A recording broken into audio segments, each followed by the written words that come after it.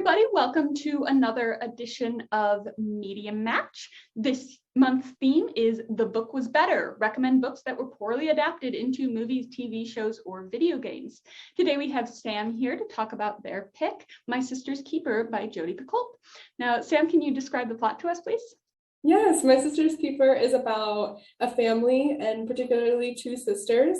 The older sister, Kate, is diagnosed with leukemia, and the family decides to have a younger child, specifically to keep their older daughter, Kate, healthy and to be like a bone marrow, blood transfer, anything that Kate needs.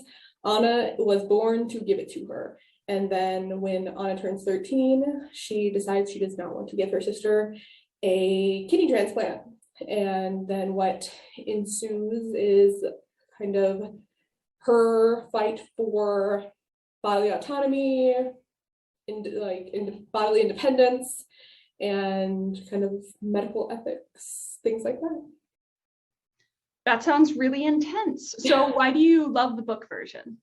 I read this book, I think, for the first time in middle school, and I had never read of anything like this, heard of anything like this happening, and I was just like enthralled by it, and everything was so dramatic. There were so many twists and turns, and the sister dynamic was so interesting. I'm an older sister. My sister was not created to support me, but I like trying to put myself in the place of these characters who are in such dire situations, and it's just so interesting. And the questions that the book is asking about, like, how far would you go for your kid? Would you hurt your other child to keep your child alive?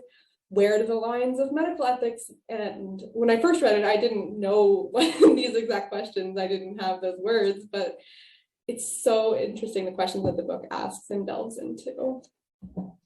Yeah, that is really interesting. So what makes the movie so poorly adapted? When the movie came out like 5 years after the book, it was a big surprise that the entire ending was changed.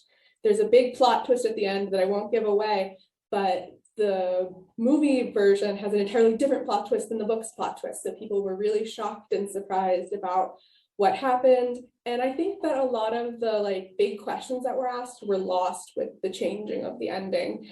And it was kind of buffed out and glossed over to make more of a heartwarming movie instead of something that was asking a lot of really thoughtful questions. Yeah, that absolutely makes sense.